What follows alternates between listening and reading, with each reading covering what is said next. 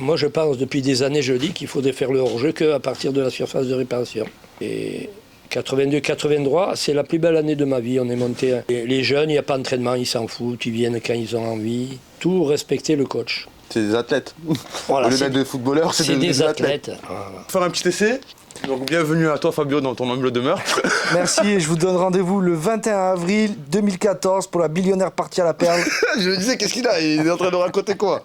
Donc voilà, c'est un petit essai pour voir un peu qu'est-ce qui va donner le format. Donc bon voilà, qu'est-ce que tu as à dire Fabio? Je suis très content de commencer cette nouvelle expérience avec toi, Momo. Bah écoute, en espérant qu'elle va durer le plus longtemps possible. Et puis voilà. Je pense que ça va être un réel talk show à l'américaine qu'on va faire. Écoute, on va, ton père il va dire c'est une discothèque ou quoi ici? T'as changé de domaine mon fils ou quoi? Donc non voilà. Et la plante elle sent très bon par contre. T'as vu? Et c'est tout bio avec le petit escargot. Celui-là je vous le dis, celui-là on va le trouver un rôle. Bon voilà, c'était pour faire un petit test. Vous voyez, il a regardé sa montre, c'est qu'il doit bosser le gars. Donc on va y aller. Allez, c'est dans la boîte. Alors.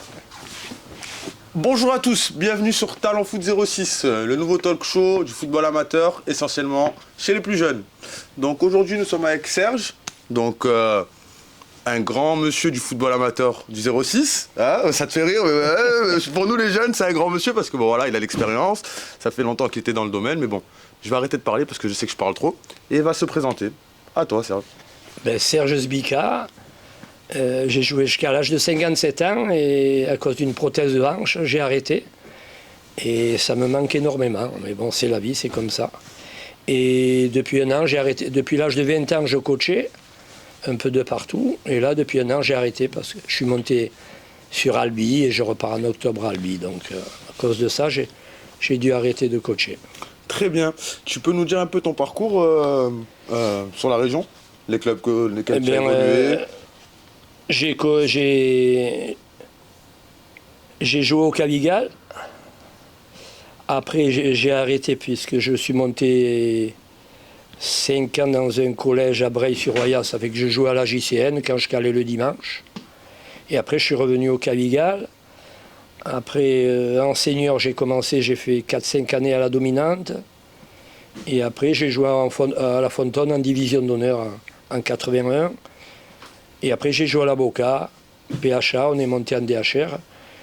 Et 82-83, c'est la plus belle année de ma vie. On est monté en PHA et j'ai rencontré de très bons amis qu'on se revoit toujours. Vous avez des noms à nous citer Comment? Vous avez des noms à nous citer, des amis que vous vous rappelez de cette époque? Eh bien, hélas, 2, ils sont disparus. Jean-Luc Flèche, qui a été footballeur professionnel à Cannes, et Gérard Panzolini. Il y a Dominique Lecomte, il y a Lucien Mitrano, Philippe Pinault dans les bois, on avait une très belle équipe. Hein. Et Jean-Luc Robert, entraîneur, qui a été footballeur professionnel à Cannes. Voilà, une super année. Ok. Vous avez coaché aussi, il me semble, auprès des jeunes? J'ai coaché beaucoup en senior. En senior, plus en senior. Senior, voilà. D'accord, vous avez eu qui comme club J'ai coaché à Golfe Juin. J'ai coaché à Valbonne, la réserve de Valbonne, la réserve à Contes. J'ai eu beaucoup d'équipes réserves. Et j'ai coaché aussi le Monté-Bornala pendant 5-6 ans. D'accord. Avec Nordine Tabachi. Très bien. Et quel bilan du coup faites-vous de toute cette carrière sur le 06? Donc au niveau du football, qu'est-ce que vous en avez pensé? Et quelle évolution vous imaginez dans le futur? L'évolution dans le futur, je ne sais pas, mais comparé à moi, il n'y a plus l'amour du maillot, du football comme on avait. Là, les jeunes, il n'y a pas d'entraînement, ils s'en foutent, ils viennent quand ils ont envie. Il y a l'argent qui est rentré, donc ça a changé depuis.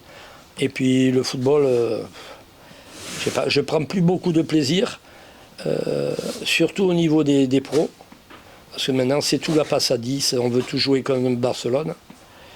Et l'année dernière, j'étais à Emmaüs, tous les samedis soirs, je regardais la Ligue 2, je prends plus de plaisir à regarder la Ligue 2, ça va d'un camp à l'autre. Tandis que là, même les féminines, mon équipe de France féminine, c'est à toi, à moi, derrière, c'est monotone, voilà. Oui, il a perdu un peu sa magie. Voilà. Ouais. Par rapport à l'époque que vous avez connu, c'est vrai que le football était un peu plus virevoltant. Les dribbleurs, maintenant, Dès qu'on dribble, on se fait engueuler. C'est vrai que le football a vraiment changé. Et bon, après, j'ai envie de dire, c'est l'époque qui veut ça. Oui, oui, oui. Le football, il a évolué. Mais c'est vrai que c'est regrettable cette époque. Il n'y a plus le joueur, le magicien, comme on disait. Dans une équipe, à chaque fois, on avait un magicien, on avait l'attaquant. Là, c'est vrai que c'est un football avec Barcelone qui a tout changé avec Pep Guardiola. Voilà. Et tous les clubs se mettent à faire ce système-là. Mais sauf que si tout le monde joue pareil, nous, les spectateurs, on s'ennuie. Et c'est vrai qu'il y a une grosse problématique là-dessus avec la FIFA qui sont en train de penser à des solutions dans le futur pour redynamiser les matchs parce que les matchs, ils sont moins visualisés que les résumés de matchs. Aujourd'hui, les jeunes, ils préfèrent regarder les résumés de matchs. Donc il y a plus de monde qui regarde ça que le match en lui-même. Donc il manque quelque chose, c'est ennuyeux quoi, hein, concrètement. Hein. Moi je pense, depuis des années, je dis qu'il faudrait faire le hors-jeu qu'à partir de la surface de réparation. Ah ouais, Ça carrément. agrandirait les espaces, il y aurait plus de dribbles, je pense, plus de spectacles. Ça allongerait le terrain. Là, quand il se sert, des fois il joue sur 30 mètres. Ça là, j'avais pas pensé. Franchement, bravo. Ouais. Pourquoi ça à voir, mais c'est vrai que ça donnerait plus d'espace, plus Mais de oui, il y jeu. a plus d'espace, plus de dribbles. Ouais. Pas bête, pas bête. Deuxième question. Au niveau, nous on est beaucoup axé sur les futurs talents, donc chez les plus jeunes, donc de U6 et plus. Voilà. Quel conseil tu pourrais donner, je te tutoie, excuse-moi. Hein. Oui. Quel conseil tu pourrais donner aux jeunes enfants qui démarrent au football, par exemple? Et même aux parents, parce que c'est les parents qui les accompagnent généralement. On sait que c'est plutôt les parents qui sont derrière à pousser, pas tout le temps, mais voilà, j'ai pu déjà apercevoir sur le terrain ou même en dehors des parents qui sont vraiment investis. Quel conseil tu pourrais leur donner?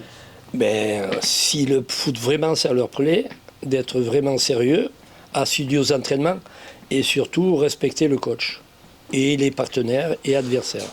Le respect, voilà. C'est ce qu'il faut apprendre en premier, le respect des autres. Beaucoup les valeurs humaines. Ah oui, c'est très énorme. Ouais.